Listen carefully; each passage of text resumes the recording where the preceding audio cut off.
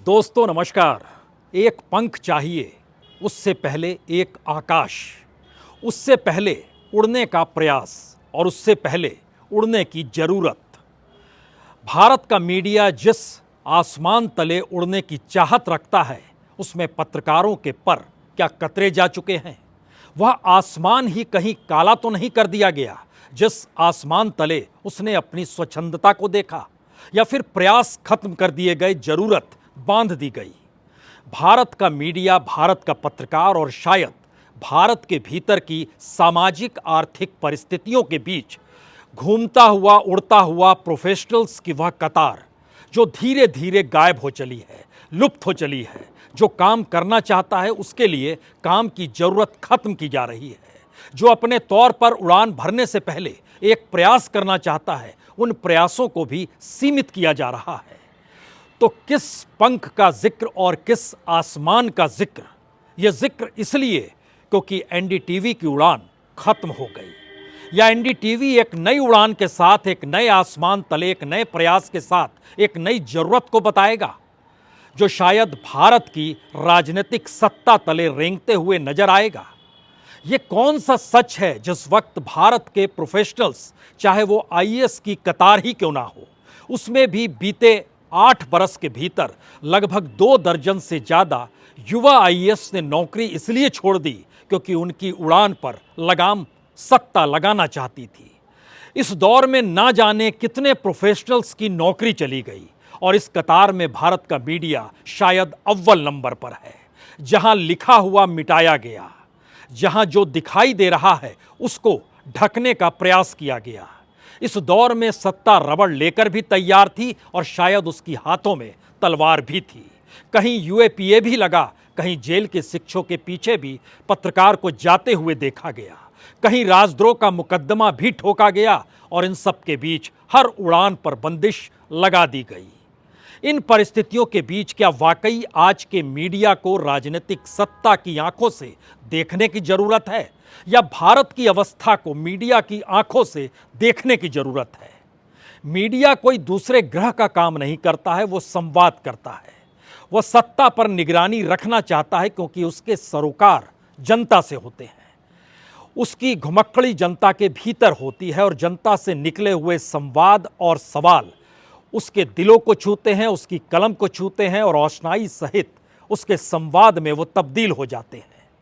लेकिन ऐसी कौन सी स्थिति भारत के भीतर धीरे धीरे समाती चली जा रही है, जहां पर हर उड़ान पर बंदिश है, आसमान सफेद नीला दिखाई ना दे, इसको रंगने का प्रयास है, और प्रयास और जरूरत खत्म की जा रही है। आज कुछ कच्चे चिट्ठे के साथ हम आपके साथ इसलिए मौजूद हैं, सवाल रवीश कुमार के एक घोंसले का नहीं है। हौसला तो बरकरार है, और शायद इस देश के भीतर में बीते 4 बरस के अंदर 400 से ज्यादा पत्रकारों की जो नौकरियां चली गई, उसकी वजह सिर्फ संस्थान भर नहीं है, बल्कि डूबती हुई भारत की अर्थव्यवस्था है। हर संस्थान कहीं ना कहीं किसी मॉडल के साथ खड़ा होता, और यह मॉडल बिजनेस मॉडल होता है। एक झटके में भारत की राजनीतिक सत्ता ने उस बिजनेस मॉडल को भी हड़प लिया और कहा कि आप वहां कहां खड़े हैं। और आपको जानकर हैरत होगी कि दुनिया के 10 बड़ी रिपोर्ट जो जर्नलिस्टों पर निकाली गई, उसमें भारत को पत्रकारों के लिए एक डेंजरस देश के तौर पर देखा गया। लेकिन दूसरी तरफ भारत दुनिया के बाजारों में अव्वल नंबर पर है। यानी इस देश के भीतर में 2024 के चुनाव खत्म होते होते विज्ञापनों का जो बाजार है वो 4 लाख करोड़ रुपए पार कर जाएगा, और उसके भीतर जो न्यूज़ इंडस्ट्री समाई हुई है वो अलग अलग पैमाने पर परखते चले जाइए, चाहे वो प्रिंट हो, चाहे वो टेलीविज़न हो, चाहे मौजूदा वक्त में डिजिटल ही क्यों ना हो, उसके भीतर का नेटवर्थ भी और इन्वेस्टमेंट भी शायद इससे पहले के 50 वर्षों पर भी भारी पड़ रहा है, क्योंकि भारत एक बाजार में तब्दील कर दिया गया है। मीडिया संस्थान चलाने वालों के सरोकार इस देश की जनता से नहीं होते हैं।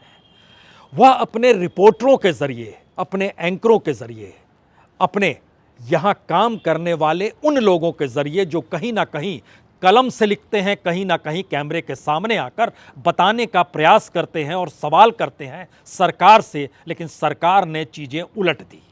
कहा कि सवाल भी हमारे होंगे, जवाब तो कोई नहीं देगा और निगरानी भी हम ही करेंगे। दिल्ली के भीतर ही तमाम न्यूज़ चैनलों पर निगरानी करने के लिए जो बजट निर्धारित है और जितनी बड़ी तादाद में युवाओं को भर्ती किया गया कि हम आपको नौकरी दे रहे हैं कि तमाम न्यूज़ चैनलों पर आप निगरानी करें। बाकायदा एक इमारत है, इमारत के भीतर बैठे हुए तकरीबन 75 लोग हैं जो लगातार निगरानी रखते हैं कि किस चैनल पे क्या चल रहा है। उसकी रिपोर्ट तैयार करते हैं, सत्ता के पास जाती है, सत्ता उसके हिसाब से काम करने की शुरुआत करती है। इसीलिए आज सवाल अडानी का नहीं है, आज सवाल प्रणव राय का नहीं है, आज सवाल एक तरफ रवीश कुमार का है और दूसरी तरफ मोदी सत्ता का है। रवीश कुमार का मतलब एक शख्स नहीं है और मोदी सत्ता का मतलब भी सिर्फ एक शख्स नहीं है। एक तरफ समूचा सिस्टम है और दूसरी तरफ पत्रकारों की वह पूरी टीम है जो अपने तौर पर इस सरकार पर निगरानी रखते हुए जनता से जुड़े सवालों को उठाती रही और सरकार को ये लगता रहा कि सवाल उठाने बंद कैसे करवाए जाएं, कैसे किए जाएं। तो बाजार का तंत्र खड़ा किया गया, उसमें अडानी सरीके प्यादों को भी बनाया गया और उसके जरिए पूंजी का कहीं ना कहीं निवेश कैसे करना है। और दुनिया के बाजार में जो सरकार की रिपोर्ट बतलाती है कि भारत के भीतर सबसे ज़्यादा इन्वेस्टमेंट आने वाले लगभग 8 वर्ष यानी 2030 तक यह मीडिया के क्षेत्र में ही होना है, क्योंकि प्रोपेगेंडा और मीडिया तंत्र और टेक्नोलॉजी इस दौर में बड़ी ज़बरदस्त उड़ान भर रही है।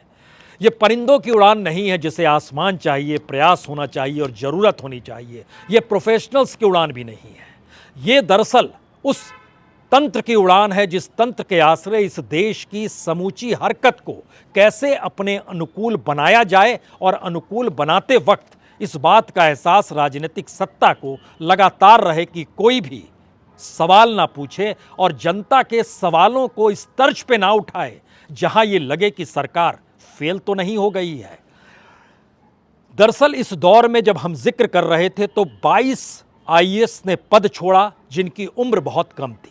जाहिर है परीक्षा दी, एक कैरियर बनाया, लेकिन जब काम करने आए तो वहां वजह सिर्फ एक थी कि काम करने नहीं दिया जा रहा था या फिर सरकार चाहती थी अनुकूल काम करें। उसमें एक नाम हमें लगता है कश्मीर के आईएएस टॉपर शाह फैजल का लेना चाहिए, क्योंकि वह आईएएस की नौकरी छोड़कर राजनीति में गए, दोबारा वहाँ की जो परेशानियाँ शुरू हुई और उसके बाद होते होते दोबारा उन्होंने दंडवत होकर सरकार को ज्वाइन करना ही उचित समझा और आज की तारीख में दिल्ली के भीतर डिप्टी सेक्रेटरी के तौर पर नियुक्त हैं। कोई रास्ता नहीं बचता है जब आप सत्ता से टकराते हैं, ये पहला मैसेज सत्ता लगातार देना चाहती है। लेकिन पत्रकार की फितरत सरकारी पूंजी पर नहीं चलती है, वो जनता से जुड़ी हुई साख पर चलती है और यह क्रेडिबिलिटी जिस जर्नलिस्ट के साथ जुड़ गई उस जर्नलिस्ट की पूंजी वही जनता हो जाती है। शायद इस परिभाषा को प्रधानमंत्री भी ना समझ पाए और इस देश की सत्ता और सरकार भी ना समझ पाए कि साख का मतलब क्या होता है। उसके लिए चुनाव होता है, चुनाव में जीतना महत्वपूर्ण होता है, जीतने के लिए तंत्र विकसित करना कहीं ज़्यादा महत्वपूर्ण होता है और उस तंत्र के दायरे में कोई ऐसा शख्स आकर खड़ा ना हो जाए जो इस तंत्र को चेतावनी देते हुए सत्ता के पांव डगमगाने की दिशा में ले जाए, तो फिर उस तंत्र के भीतर किसी को घुसने दिया नहीं जाता है। शायद इसीलिए सुप्रीम कोर्ट का एक तंत्र है जो इस देश के टैक्स पेयर के पैसे से चलता है। शायद इस देश के भीतर चुनाव आयोग का एक तंत्र है जो इस देश के सरकारी पैसे यानी टैक्स पेयर के पैसे से चलता है। इस देश के भीतर में जितने भी कॉन्स्टिट्यूशनल इंस्टीट्यूशन हैं, वो सीबीआई हो, वह इनकम टैक्स का डिपार्टमेंट हो, वह ईडी क्यों ना हो, वह सीएजी क्यों ना हो, सब इस देश के टैक्स पेयर के पैसे से चलते हैं। लेकिन जब पत्रकार काम करता है तो वो सरकार से पैसा नहीं मांगता है, टैक्स पेयर का पैसा नहीं मांगता है, बल्कि वह अपने हुनर के साथ अपनी क्रेडिबिलिटी को डेवलप करता है। वो बताता है, हर दिन अपने उस स्क्रीन को काला करता है कि बेरोजगारी परत दर परत इस देश के भीतर कितनी विस्फोटक होती जा रही है। वो बतलाता है कि गरीब की झोपड़ी और मध्यम वर्ग के घर के भीतर की रसोई में दाना पानी कैसे खत्म हो चला है। और ये बातें सत्ता को मंजूर नहीं है, क्योंकि सत्ता का एक अपना प्रोपेगेंडा होता है। सत्ता का एक अपना तंत्र होता है और उस तंत्र पर खर्च अगर औसत निकालिएगा बीते 1 बरस के भीतर, बीते 8 सालों में कितना खर्च हुआ, तो 1125 करोड़ रुपए हर साल सिर्फ विज्ञापनों पर खर्च हुए। यह वह विज्ञापन है जो सरकारी फाइलों से निकले हैं। इसके अलावे तकरीबन 5000 करोड़ का विज्ञापन जो टेलीविजन मीडिया और प्रिंट मीडिया और डिजिटल मीडिया के दरवाजे पर उनके हिसाब से दस्तक देता है, जो उनके अनुकूल शब्दों को कहें, जहां पर सवाल नहीं हो बल्कि पीठ ठोकते हुए लोकतंत्र के राग में समेटते हुए संविधान जिंदा रखने का सरकार को तमगा दिया जाना हो। ऐसी परिस्थिति में इस देश का मीडिया चल रहा है। लेकिन इन पन्नों को जब पलटेंगे तो आपको एक शून्यता इसलिए दिखाई देगी कि इस दौर में सरकार ने कहा हम रेड कारपेट हटा रहे हैं। 3000 से ज्यादा कानून हमने खत्म कर दिए, मीडिया ने पीठ ठोक डाली। इस दौर में बताया गया हम कितने नए कानून लेकर आए हैं जो विकास की दिशा में ले आएंगे। वह आईबीसी भी है और वो एनसीएलटी भी है। इस दौर में कितनों ने खुद को दिवालिया इसलिए घोषित कर दिया क्योंकि सरकार की इकोनॉमिक पॉलिसी ने उनके धंधों को चौपट कर दिया, तो सरकार ने उन्हें भी मुआवजा देने का एक रास्ता निकाला और वो एनसीएलटी के जरिए निकला। मीडिया की पैनी नज़र इन बातों पर होनी चाहिए और मीडिया की नज़र तो इस बात पर भी जरूर होनी चाहिए कि राजनीतिक शून्यता इस देश के भीतर कितनी बड़ी हो गई है। केदारनाथ की गुफा में प्रधानमंत्री 3 दिनों तक बैठते हैं और इस बात का जिक्र करते हैं, खामोशी के साथ देखते हैं कि चुनाव परिणाम 2019 में कैसे अनुकूल होंगे या 2017 के यूपी विधानसभा में कैसे अनुकूल होंगे। और दूसरी तरफ विरोध के स्वर का इस देश में कॉन्स्टिट्यूशनली निकलते हैं, संवैधानिक तौर पर निकलते हैं, समाज को परखने वाले निकलते हैं। राहुल गांधी भी तो महाकाल के मंदिर के बाहर दंडवत नजर आए। इन तस्वीरों को पास कौन करता है? इन तस्वीरों को जनता के पास ले जाने की जरूरत किसे पड़ती है? हिंदुत्व के आश्रय सॉफ्ट हिंदुत्व, हिंदुत्व के आश्रय उग्र हिंदुत्व। भारत की राजनीति और भारत का समाज क्या कम्युनल है या भारत अपने आप में एक बाजार हो चला है और जिसे जिस रूप में लाभ मिल जाए उसी लाभ को हर कोई समेटना चाहता है? कोई वोट के जरिए, कोई प्रोफेशनलिज्म को खत्म करके, कोई बेच के, कोई सरकारी राग के साथ धुन को मिलाते हुए। कौन सी परिस्थिति है ये जिसमें सिर्फ और सिर्फ मुनाफे का राग है, पैसा पाने का राग है, रईसी के साथ रहने की सोच है, सत्ता से कोई मुश्किल ना आ जाए यह सोच है, और सत्ता अपने तौर पर मुश्किल हालात खड़ा करके अगर ये बताने निकल जाए कि दरअसल हम हैं तभी तुम राहत में हो, वह 2002 के गुजरात दंगों का जिक्र हो या इस देश के भीतर की इकोनॉमिक पॉलिसी ही क्यों ना हो। इस देश के भीतर में भीड़ तंत्र के दौर में भी क्या आपने इस आवाज को सुना कि रूल ऑफ लॉ कहां चला गया? जी नहीं। आपने उस भीड़ तंत्र के न्याय को देखा होगा, समझा होगा, परखा होगा। कमोवेश हर क्षेत्र में ऐसी ही परिस्थितियां खड़ी की जा रही हैं और ये अंदेशा धीरे धीरे गायब हो रहा है कि क्या वाकई 2024 के बाद जो होने वाला है उसकी आहट हम अभी नहीं समझ पा रहे हैं। जिस दिन एनडीटीवी को लेकर अडानी सामने आए उसी दिन तय होने लगा कि प्रणव राय का बस्ता गुल होगा।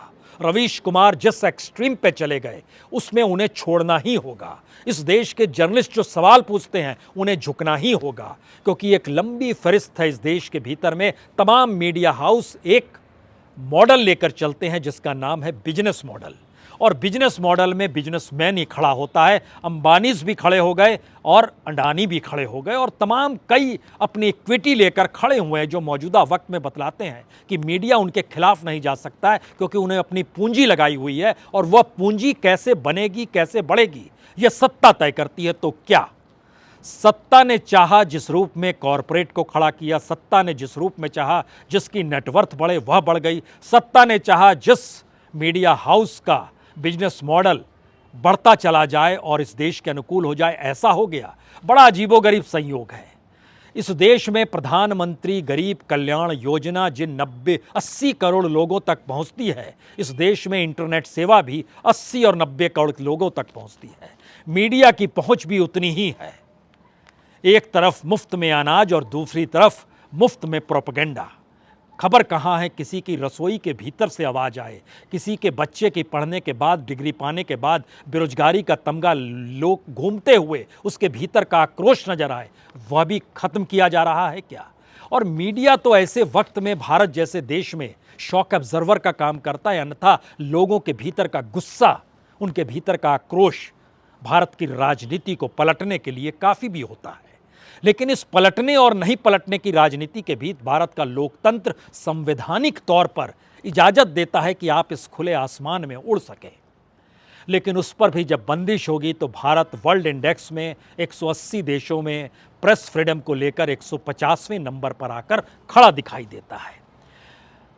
हमें याद है 2014 के बाद से इस देश में लगभग 16 बड़े अखबार थे। जो लिखा गया था उसको मिटवाया गया, जो लिखा हुआ था उसको बदल दिया गया। नेशनल न्यूज़पेपर के 4 बड़े न्यूज़पेपर्स की रिपोर्ट ऐसी थी।